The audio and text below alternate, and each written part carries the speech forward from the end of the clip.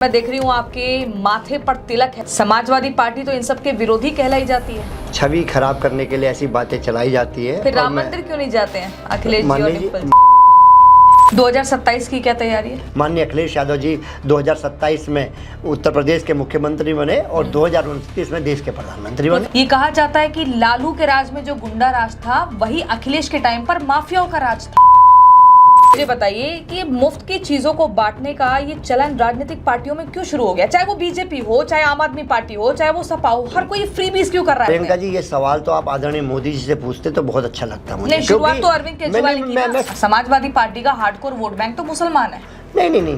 महिला आरक्षण का विरोध क्यों कर रही है समाज? जनता को गुमराह करने के लिए मोदी सरकार लेकर आई है। स्मृति ईरानी ने अखिलेश यादव को चैलेंज किया है कि अगर दम है तो आप गोरखपुर से चुनाव लड़कर दिखाइए। लड़ेंगे गोरखपुर? ये इस तरह की बातें करके निश्चित तौर पे आप भटकाना चाहते हैं। हाल फिलहाल में पीएम मोदी ने सदन में अखिलेश यादव को मित्र कहा। और अखिलेश जी मेरे मित्र हैं तो कभी कभी मदद कर देते हैं। उन्होंने कहा भैया ऐसे नेताओं से भगवान बचाए, हमारे ऐसे मित्र हमें नहीं चाहिए। अगर चलिए सपा सरकार बनती है तो योगी के कानून राज को कायम रखेगी, माफियाओं के एनकाउंटर करेगी या माफिया राज आ जाएगा? क्या अखिलेश यादव और चंद्रशेखर के बीच कुछ चुनावी खिचड़ी पक रही है? वो तो तय कर देंगे, बड़े लोग बैठ के, हमारे आला कमान बैठ के तय कर। एलपीजी क्राइसिस पर समाजवादी पार्टी के नेता अब्दुल रेहान के घर से 55 एलपीजी सिलेंडर बरामद किए। अब्दुल रेहान हमारे कोई पार्टी के कार्यकर्ता नहीं है। योगी राज में सबसे अच्छी बात क्या लगी आपको? योगी जी केवल नाम बदलने के अलावा कौन सा अच्छा काम किया? प्रियंका जी, आप जाएंगे आपका नाम भी बदल सकते हैं योगी जी।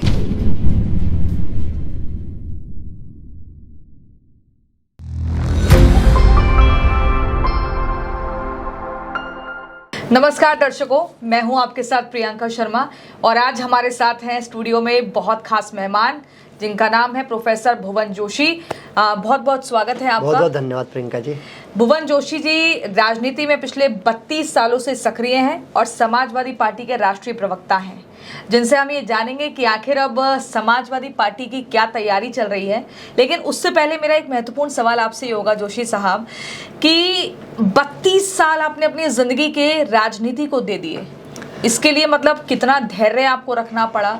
और मैं देख रही हूँ आपके माथे पर तिलक है, चंदन का तिलक है। समाजवादी पार्टी तो इन सब के विरोधी कहलाई जाती है। देखिए, मैं तो इतना जानता हूँ कि माननीय अखिलेश यादव जी और माननीय डिम्पल यादव जी ने हमेशा हमारे धर्म के कार्य में सहयोग करने का काम करा है।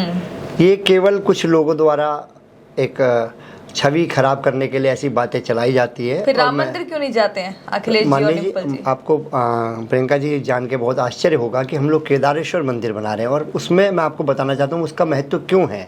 उसका महत्व इसलिए है कि भगवान कृष्ण की मूर्ति तो केदारनाथ में भी है, लेकिन हम भगवान राम का बाल्यकाल भी लगा रहे हैं। और उसके बाद माननीय जी ने कहा है कि हम अपना मंदिर बनाकर फिर हम राम के दरबार में परिवार सहित जाएंगे। मतलब अखिलेश जी ने मान लिया है कि अगर अयोध्या में राम मंदिर है हम वहां नहीं जाएंगे, हम अपना मंदिर बना देंगे। केदारनाथ है तो वहां नहीं जाएंगे, केदारेश्वर बना देंगे। मतलब ऐसा क्यों? जो मंदिर हैं जो बने हैं वो किसी पार्टी के थोड़ी हैं। मैं एक बात अपने बाल्यकाल में मैं सीबीएसई में पढ़ा हूँ। और सीबीएसई में जो पढ़े होंगे हमारे समय के लोग, उन्होंने रामायण भी पढ़ी होगी। और जो रामायण पढ़ी है, मैं उसमें एक वृतांत याद है मुझे कि उसमें भगवान श्री राम ने सबसे पहले युद्ध में लड़ने से पहले शिव जी की पूजा करी थी। ठीक है, तो शिव जी का मंदिर बन रहा है, फिर राम के मंदिर जाएंगे माननीय अखिलेश यादव जी। जब तो वो रामेश्वरम में पूजा की थी ना भगवान प्रभु श्री राम ने। इस बीच में लगातार माननीय जी का जहाँ दौरा होता है वहाँ भी वो दर्शन करते हैं। उनकी लेकिन आपके माननीय जी यानी कि अखिलेश यादव जी ये मान चुके हैं कि जहाँ जहाँ जो धार्मिक स्थल है वो वहाँ इसलिए नहीं जाएंगे, वहाँ पे बीजेपी की मोहर है, ये मान रहे हैं। देखिए, अब छत टूट रही है, ये भी तो देश देख पा रहे हैं। कौन सी छत टूट रही है? आप देखिए उसकी छत लीक हुई थी। आपने आप तो बहुत एक देश की बड़ी वरिष्ठ पत्रकार है आप। राम मंदिर की छत लीक हो रही है आपको। और ये बताओ, राम रसोई बंद हो गई है। राम रसोई बंद हो गई है इस समय। राम रसोई बंद हो गई है। बताइए, जो लोग कह रहे थे कि राम को लाएंगे, राम रसोई नहीं चला पा रहे। आप कह रहे राम रसोई बंद, तो क्या राम रसोई बंद होने की वजह से अखिलेश जी राम मंदिर नहीं जा रहे? नहीं, विषय है कि जो लोग, देखिए पहली बात तो इतना बड़ा बड़ा दावा करना, जो राम भगवान सबको लाए हैं उनको कौन ला सकता है? आपकी पार्टी के तो सांसद भी है ना वहाँ से, अवधेश प्रसाद जी। बिल्कुल, फिर भी नहीं जा रहे। अवधेश प्रसाद जी ने क्या कहा? पूरी टीम हमारी जाएगी वहाँ पर। प्रभु श्री राम ने अपना आशीर्वाद तो दे दिया है। बिल्कुल दिया है, जाना चाहिए। बिल्कुल जाएंगे। माननीय जी ने कह दिया है कि पहले अपने हम लोग केदारेश्वर मंदिर भव्य इटावा में बना रहे हैं, उसके बाद हम राम के भी दर्शन करेंगे, सभी के दर्शन कर रहे हैं। और माननीय जी जहाँ जहाँ दौरे पे जाते हैं, अन्य राज्यों में भी दर्शन करते हैं, उनकी पत्नी भी खूब दर्शन करती है। तो निश्चित तौर पर तो कुछ लोग उनको एजेंडा चलाते हैं माननीय अखिलेश यादव जी और माननीय सांसद जी की छवि खराब करने के लिए, लेकिन निश्चित तौर पे मैं इतना कहना चाहता हूँ, मैं तो सिर्फ डिवोटी हूँ, मैं इतना कहना चाहता हूँ माननीय अखिलेश यादव जी, माननीय डिम्पल यादव जी ने हमेशा हमारे को सहयोग करने का काम। पर उनको तो राम विरोधी भी तो कहा जाता है। देखिए, अब कहने को किसको क्या कहते हैं, आपको पता ही है सबको, राम को क्या क्या है, सीता को क्या क्या है, तो लोग कहते रहते हैं, तो कहने का काम है लोगों का। लेकिन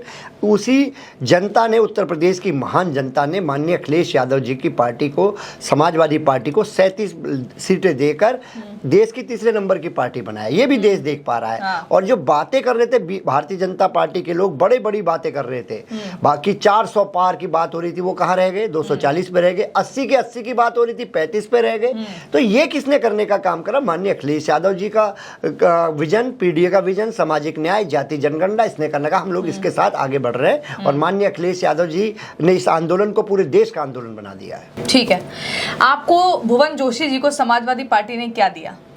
देखिए, हमें तो जो सम्मान उन्होंने दिया है वो मेरे को लगता है कि माननीय अखिलेश यादव जी और माननीय डिम्पल यादव जी का जो आशीर्वाद हमको मिलता है और लगातार हमें कार्य मिलता है, ये उनकी कृपा है। और उस कार्य को 100% एनर्जी के साथ हम अपने ओर से करने का प्रयास करते हैं।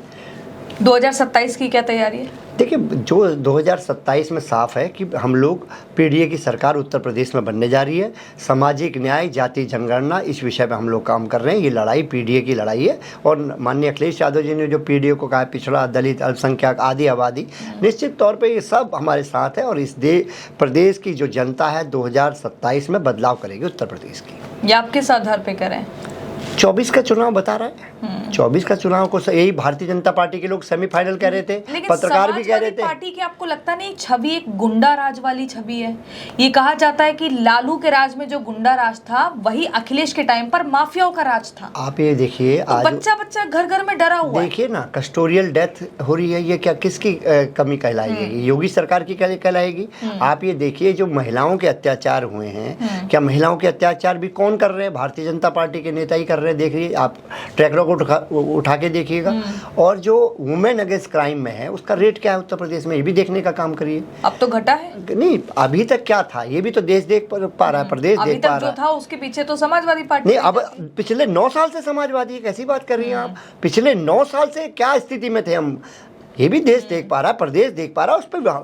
उस पर लोगों ने जनमत देने का काम करा। माननीय अखिलेश यादव जी को लोग याद कर, बुलडोजर चलता है। अब अपराधियों का एकदम उन्हें लंगड़ा कर दिया जाता है। ऑपरेशन लंगड़ा चल रहा है।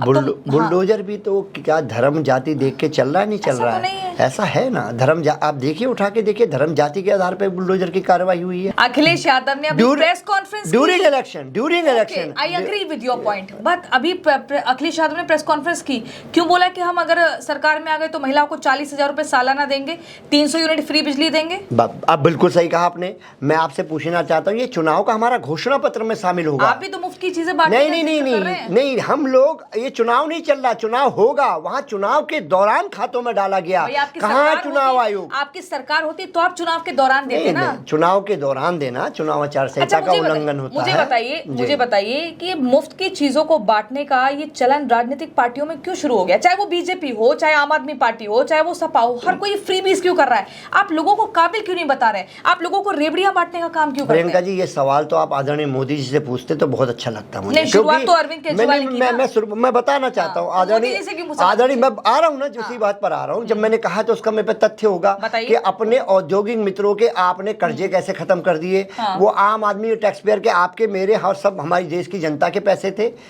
क्यों टैक्स पेयर के पैसे, किसानों के पैसे क्यों नहीं हो पाते? किसान क्यों आत्मदाह करता है? ये भारतीय जनता पार्टी को इस बात का जवाब देना चाहिए। अगर महिलाओं के लिए माननीय जी ने कुछ कहा, बिजली के लिए कहा है, तो निश्चित तौर पे जब प्रॉफिटेबल राज्य होगा उसका कुछ गरीबों के उत्थान के लिए। आखिर लड़ाई क्या है? सरकार बनाने का उद्देश्य हमारा क्या है? हमारा है सामाजिक न्याय। जो पिछड़े हैं, गरीब है, उनकी मदद हो। ये माननीय नेताजी के टाइम से चला आता है। पिछड़े गरीब दलित नहीं, समाजवादी पार्टी का हार्डकोर वोट बैंक तो मुसलमान है।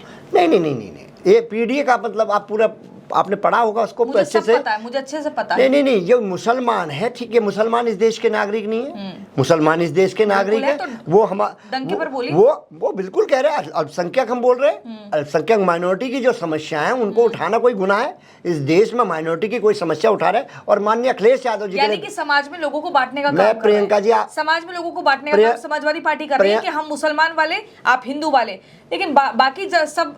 अब बीजेपी क्या कहती है? सबका साथ सबका विकास। प्रियंका जी, आप कह रहे हैं अल्पसंख्यक, ऐसा क्यों? प्रियंका जी, जब इस देश में ये कहा जाता है कि मुसलमान आपका मंगलसूत्र छीन लेंगे, ये भी पूरे देश ने सुना है चुनाव में 2024 के, ये कौन डिवाइड एंड रूल की बात करता है? 80-20 की बात माननीय योगी जी करते हैं। और माननीय अखिलेश यादव जी के लिए मैं कहना चाहता हूँ, अपने नेता के लिए, माननीय अखिलेश यादव जी धर्म जाति वर्ग की राजनीति नहीं करते, वो इस देश के गुलदस्ते में विश्वास करते हैं। सभी धर्म जाति वर्ग को अगर कोई साथ लेके चलते हैं, उन नेता का नाम हमारे नेता माननीय अखिलेश। प्रोफेसर साहब, मुझे ईमानदारी से एक जवाब दीजिएगा। आपने तिलक लगाया हुआ चंदन का, आपने लाल सिंदूर का भी तिलक लगाया हुआ, रोली का जो है, ठीक है, यानी कि आप पूजा पाठ करते हैं, भरोसा रखते हैं, आस्था रखते हैं जी। अब अगर आप अपने परिवार के साथ जा रहे हैं कहीं सफर करने के लिए, चलिए मैं हरिद्वार वाला रूट कह देती हूँ, आपका मन करेगा चलिए कहीं रुककर चाय पी लें। आपने देखा ढाबे का नाम है राम चाय स्टॉल, ठीक है, मोहन चाय स्टॉल, आपने ही देखा, रुक गए, लेकिन जब आप पेमेंट कर रहे हैं तो वहां पर आ रहा है अब्दुल्ला को पेमेंट हुई, ठीक है, मतलब कि हुए,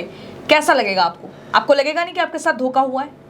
नहीं, मेरे ख्याल से इस देश की जड़ें इतनी मजबूत है और जो हमारी गंगा जमुना तहजीब है, इससे कोई फर्क नहीं पड़ता। इस देश का संविधान हमें कोई सा भी नाम रखने को चाय स्टॉल लिखे ना वो। मेरी बात सुनिए, किसी को अगर राम पे विश्वास है, राम क्यों नहीं लिख सकता? हाँ। ये कहाँ लिखा हुआ है संविधान में? अगर किसी का राम में विश्वास है, हो सकता है उसका राम में विश्वास हो, श्याम में नहीं। झूठ नहीं, ये झूठ नहीं कह सकते। जो जिहादी क्या है, किस तरीके से इनको कैसे देखते हैं आप? लब जिहाद, थूक जिहाद, ये सारे जिहाद, जो अब तो जिम जिहाद भी आ गया है, इनको कैसा देखते हैं आप? देखिए, मैं इतना मानता हूँ, इस देश में अगर कोई जिहाद चल रहा है, हाँ। वो है नफरत का जिहाद, और ये भारतीय जनता पार्टी चला रही है। महिला आरक्षण का विरोध क्यों कर रही है समाज? महिला आरक्षण, आप तो बहुत बड़ी पत्रकार है, 2023 में ये तो प्रस्ताव पास हो गया था, और ये कौन सा बिल फेल हुआ आपको पता होगा? आप तो जो डिलिमिटेशन का फेल हुआ है, तो डिलिमिटेशन का क्यों हुआ? आपको कौन अधिकार दे रहा है? आपने महिला आरक्षण को लाना था, वो तो पास हो चुका था, क्यों नहीं लागू करा? और हम कह रहे हैं 543 लोकसभा के जो सदस्य है उसमें आप लागू कर दीजिए।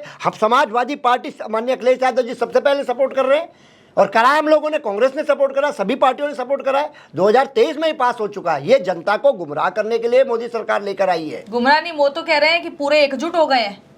मैं कह रहा हूँ एकजुट हो गए, लेकिन हम परिसीमन से भी आपत्ति है, इन्हें बाकी चीज नहीं, बाकी वो लाए नहीं, वो जो असली चीज लाए नहीं, जो उनकी मंशा थी, जो उनकी नीति और नियति, वो अलग थी। महिला आरक्षण तो पास हो चुका है, 2023 में पास हो चुका है, उसको लागू करना चाहिए, लागू नहीं कर रहे हैं। ये तो महिलाओं के साथ अगर जज्बातों से खेलने का काम करा है तो भारतीय जनता पार्टी ने करा। समाजवादी पार्टी को SIR से इतना डर क्यों है?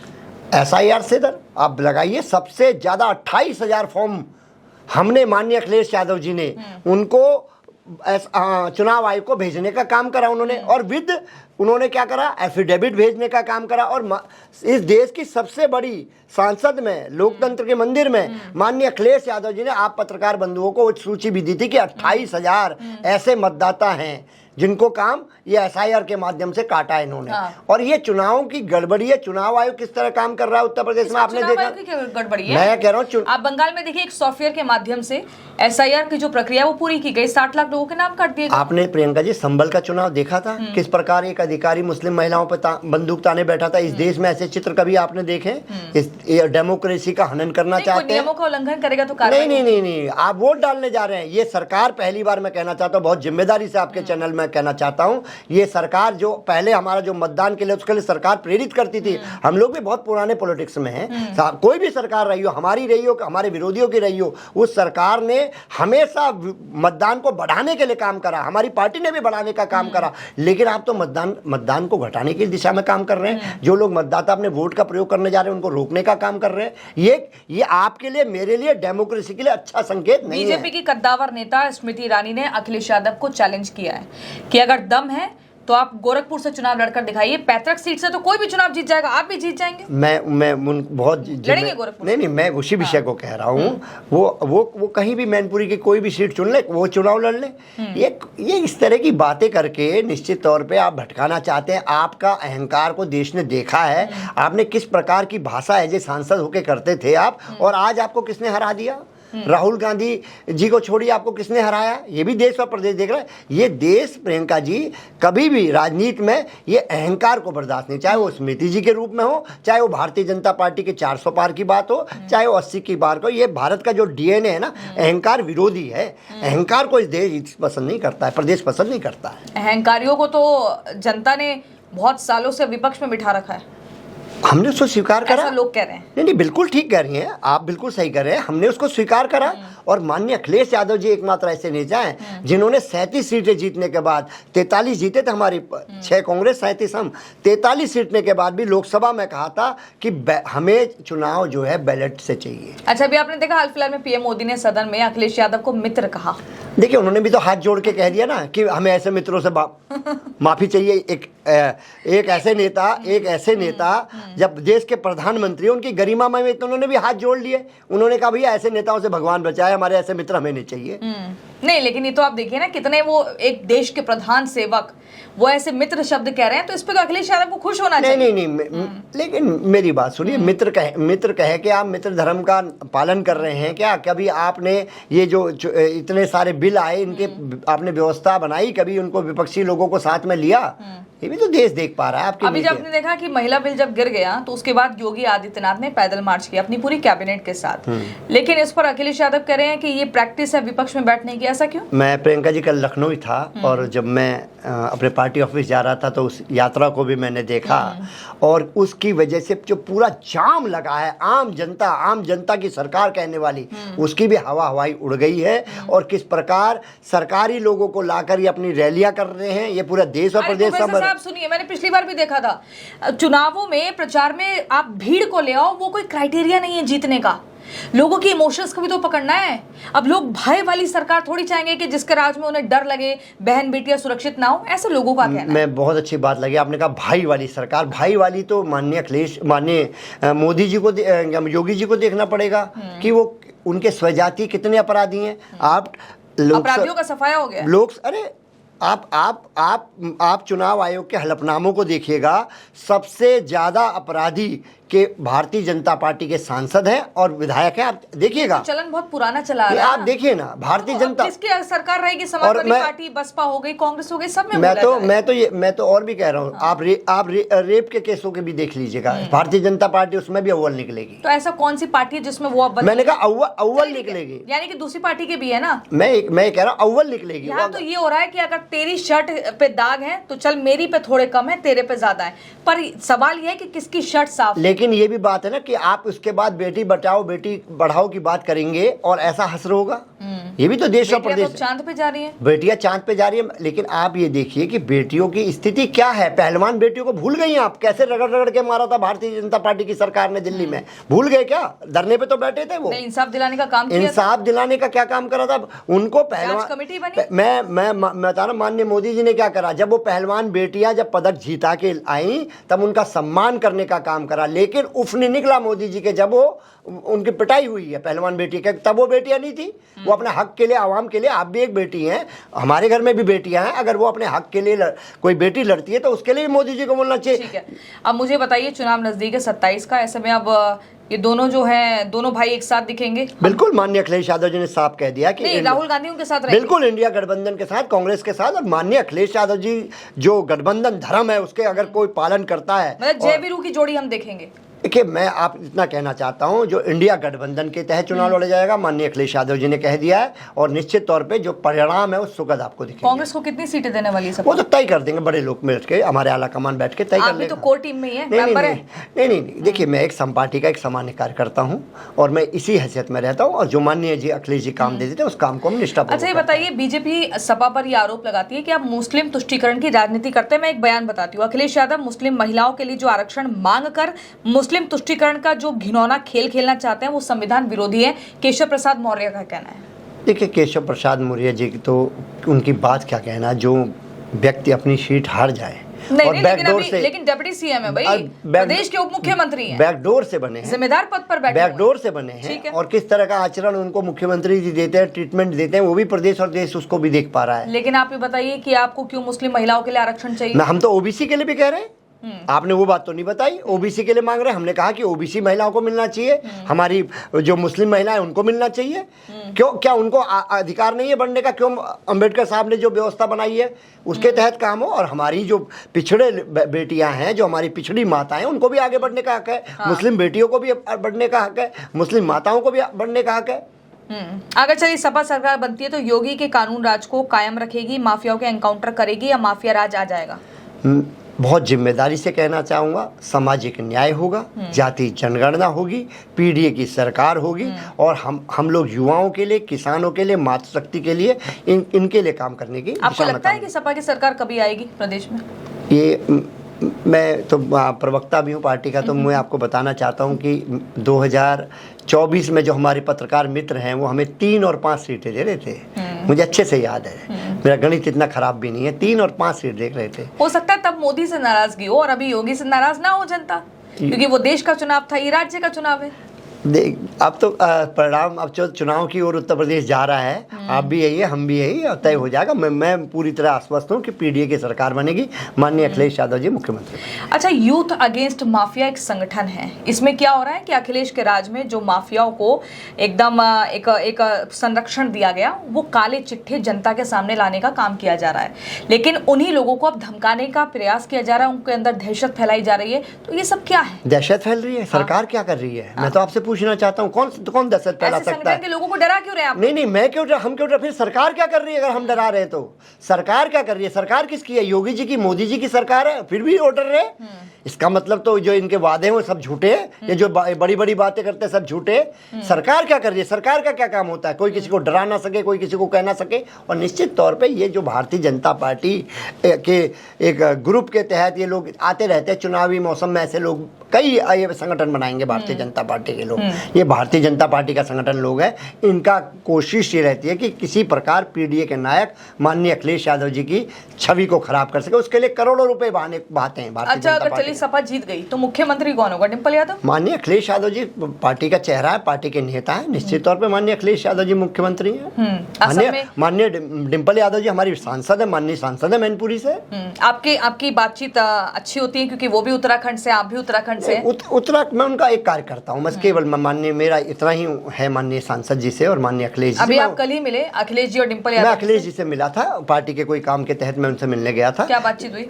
नहीं, वो कुछ विषय था पार्टी से संबंधित, वो डिस्कस नहीं हो सकता। लेकिन माननीय अखिलेश यादव जी, माननीय डिम्पल यादव जी हमारे नेता हैं और हम लोग जो काम देते हैं उसको ईमानदारी से करते हैं। हम सामान्य कार्यकर्ता हैं, हम इतने बड़े नेता नहीं है ना, हमें इतना बड़े नेता बनने का कोई शौक है। हम इनके कार्यकर्ता हैं और इनके दिशा निर्देशन का पालन करते हैं। क्या अखिलेश यादव और चंद्रशेखर के बीच कुछ चुनावी खिचड़ी पक रही है? माननीय अखिलेश यादव जी ने स्पष्ट कर दिया है, पार्टी ने स्पष्ट कह दिया है कि जो हमारे अलायंस थे वो बन चुके हैं, जो अलायंस हमारे बन चुके, पार्टी उनको लेकर आगे बढ़ेगी। ऐसी खबरें क्यों, ऐसी सुगबुगाहट? देखिए, अलायंस में कौन कौन है? जो भी हमारे पुराने साथी हैं सब उनको लेके हम लोग आगे बढ़ेंगे। एलपीजी क्राइसिस पर जो सपा सवाल कर रही है, लेकिन उन्हीं समाजवादी पार्टी के नेता अब्दुल रेहान के घर से 55 एलपीजी सिलेंडर बरामद किए। सरकार को बदनाम करने के लिए जनता को परेशान कितना किया जा रहा है? पार्टी ने अपना स्टैंड साफ कर दिया है। अब्दुल रेहान हमारे कोई पार्टी के कार्यकर्ता नहीं है। पार्टी ने साफ कह दिया वो हमारे कार्यकर्ता ही नहीं। ऐसा तो नहीं कि मुसीबत में फंसने के बाद अपने कार्यकर्ताओं को बाहर का रास्ता दिखा देते हैं? इस तरह की आज नहीं है। माननीय अखिलेश यादव जी जो भी कार्यकर्ता होते हैं सबके सुख दुख में खड़े रहते हैं, ये माननीय अखिलेश यादव जी का स्वभाव नहीं है। लेकिन जो हमारा कार्यकर्ता नहीं है उसको भारतीय जनता पार्टी हमारे कार्यकर्ता के रूप में परोसने की कोशिश करेगी तो पार्टी डिनाई कर दिया। समाजवादी के पास कोई जमीनी मुद्दे हैं? आप चुनाव लड़ने जा रहे हैं, आप क्या बड़ा मुद्दा है जो जनता, यूपी की जनता आप लोगों को चुने और साइकिल पर मोहर लगाए? देखिए, सबसे बड़ा मुद्दा तो इस देश का सामाजिक न्याय का रहा है, प्रदेश का सामाजिक न्याय का रहा है। सोशल जस्टिस के बिना तो सब कोई लड़ाई लड़ी नहीं जा सकती। माननीय अखिलेश यादव जी सामाजिक न्याय की लड़ाई लड़ रहे हैं और जब जाति जनगणना हो, जनगणना के बाद जाति जनगणना हो, जाति जनगणना होगी तो आरक्षण की व्यवस्था सही से लागू होगी। तो ये बड़े मुद्दे हैं। इससे क्या सत्ता का उद्देश्य होता है? सत्ता का उद्देश्य होता है कि आखिरी खड़े व्यक्ति को न्याय मिले। ये सब इससे बड़ा मुद्दा क्या हो सकता है? हम लोग पीडीए की सामाजिक न्याय की जाति जनगणना को लेकर चुनाव में। देश के प्रधानमंत्री नरेंद्र मोदी को लेकर विपक्ष हर बार अपशब्द का प्रयोग करता है, फिर से एक बार किया गया। आप मानते हैं कि गलत है? आप देखिए, पीएम मोदी की मां को लेकर टारगेट करना है ना, फिर क्या है, जनता वो नतीजों के तौर पे बताती है, लो भैया ये लो इनाम। माननीय प्रधानमंत्री जी ने क्या क्या महिलाओं के लिए कहा है। हाँ। 400 करोड़ की गर्लफ्रेंड किसके लिए कहा था माननीय प्रधानमंत्री जी ने। सुपरनखा किसके लिए कहा था। दीदी ओ दीदी किसको जाके कलकत्ता में कहा था। ये इस तरह की बातें महिलाओं का अनादर करने वाले माननीय प्रधानमंत्री जी इस तरह की बातें कहेंगे। लेकिन माननीय प्रधानमंत्री जी को अपना रोना छोड़कर देश के जो युवाओं के, जिसपे देश का युवा दिक्कत में है, महिलाएं दिक्कत में, उन मुद्दों पे बात करना चाहिए। प्रधानमंत्री देश के 56 इंच के हैं। आप भूल रही है प्रियंका जी, 56 इंच के व्यक्ति को ऐसा रोना नहीं रोना चाहिए कि हर समय जो माननीय प्रधानमंत्री चुनावी राज्यों में जाकर रोने लगते हैं। ये देश के 56 इंच के प्रधानमंत्री को चुना हम लोगों ने, ऐसा नहीं कर सकते वो। अभी लियारी को लेकर बड़ी चर्चा हो रही है और धुरंधर में जो जो किरदार के थे उससे तुलना की जा रही है आपके नेताजी की। मैंने तो एक विषय और देखा है कि वहाँ के मैंने जो रियल थे वो उनका भी बयान को सुना पड़ा है। वो कह रहे मैं केस करूँगा कह रहे हैं। कौन कह रहे हैं? जहाँ का ये वर्णन है जिस घटना के आधार में, वो तो कह रहे केस करूँगा, झूठी कहानी दिखाई गई है। तो हम लोग फिल्मी नहीं, हम लोग रियल लड़ाई लड़ते हैं समाजवादी। रील वाली नहीं लड़ते। हम लोग रील वाले लोग नहीं हैं, हम रियल वाले लोग हैं। हम लोग जो मुद्दे हैं उनके आधार करते हैं। जो शिक्षा का मुद्दा है, जो स्वास्थ्य का मुद्दा है, जो योगी सरकार में वर्ल्ड रिकॉर्ड बना, मैं कहना चाहता हूँ, जो परीक्षा लीक का, परीक्षा माफिया योगी जी की गोदी में खेल रहा है, ये भी देश और प्रदेश देख पा रहा है। ये बड़े मुद्दे हमारे पे। जो हमारी बहनें थी, जो हमने सुविधा दी थी उनको, उन्होंने जब अपनी वेतन संबंधित मुद्दों पे करा तो कैसे उनकी पिटाई हुई, ये भी देश और प्रदेश देख पा रहा है। योगी राज में सबसे अच्छी बात क्या लगी आपको? मैं तो कह रहा हूँ योगी जी केवल नाम बदलने के अलावा कौन सा अच्छा काम किया। नाम बदल देते हैं। प्रियंका जी आप जाएंगे, आपका नाम भी बदल सकते हैं योगी जी। वो तो इसलिए आप सोच समझ के लखनऊ मेरा नाम रेहाना थोड़ी है, मेरा नाम प्रियंका है। नहीं, वो बदल सकते हैं। क्यों बदलेंगे? वो बदल सकते हैं। बदला नहीं उन्होंने। किस का नाम नहीं बदला है और किसके उसको बदलने की बात नहीं कर रहा है। देश पर देखिए उन्होंने नाम कहाँ बदला है, जो पुराने नाम थे उसी को वापस लेकर आए, जो नाम बदल गए थे। मैं इसी विषय को कह रहा हूँ। प्रदेश का काम इससे नहीं होता कि क्या नाम है। नाम करने के लिए काम करना पड़ता है। आप और हम यहाँ एलिवेटेड रोड से आते हैं, गाजियाबाद से आपका आना जाना रहता है, पत्रकार है आप बड़ी, तो वो क्या जाम था 90 का दशक आपको याद होगा, 2000 का दशक आपको याद होगा, किस प्रकार का जाम था। ये माननीय अखिलेश यादव जी आए, एलिवेटेड रोड बना दी, मेट्रो स्टेशन बना दिए, आगरा का लखनऊ एक्सप्रेस वे, उसमें आप जाते होंगी तो आपका जो चाय या कॉफ़ी अगर आप सेवन करती होंगी तो वो हिलता नहीं होगा। अब दिल्ली से देहरादून का सफ़र भी तो आसान हो गया है। अब मैं ये कह रहा हूँ, मैं उत्तराखंड का हूँ, इसलिए मूल निवासी मैं उत्तराखंड का हूँ। मैं एक विषय कहना चाहता हूँ, बहुत अच्छी बात है कि दिल्ली से देहरादून का सफ़र हुआ। मैं कहना चाहता हूँ कि देहरादून से हमारे पहाड़ का सफ़र कब ऐसा होगा, ये विषय है। और पलायन, आप तो उत्तराखंड बहुत भ्रमण करी हैं, आप तो, आपने व्यक्तिगत रूप से मैं जानता हूँ, आपने बहुत उत्तराखंड का भ्रमण करा है। तो मैं कहना चाहता हूँ क्षेत्र मैंने घुमा, कुमाऊं क्षेत्र आपने घुमा है, तो मैं आपसे पूछना चाहता हूँ कि कितना पलायन आपने देखा, कितने गाँव के गाँव बर्बाद हो गए। इस दिशा में आदरणीय मोदी जी ने क्या काम करा और वहाँ के मुख्यमंत्री जी ने क्या काम करा, ये यक्ष प्रश्न उत्तर प्रदेश की जनता, उत्तराखंड की जनता, देश की जनता पूछ रही है। प्रोफेसर साहब आप चुनाव लड़ेंगे? नहीं, मैं चुनाव में संगठन का व्यक्ति हूँ। संगठन का काम माननीय अखिलेश यादव जी जो देते हैं मैं उसको ईमानदारी से। आपकी महत्वाकांक्षा कुछ? मेरी कोई महत्वाकांक्षा, हाँ बिल्कुल मेरी महत्वाकांक्षा, बहुत सही आपने कहा। मैं चाहता हूँ माननीय अखिलेश यादव जी 2027 में उत्तर प्रदेश के मुख्यमंत्री बने और 2029 में देश के प्रधानमंत्री बने। प्रोफेसर भुवन जोशी जी, आपने अपना कीमती समय दिया, बहुत महत्वपूर्ण बातचीत की, उसके लिए बहुत बहुत शुक्रिया। बहुत बहुत धन्यवाद प्रियंका जी।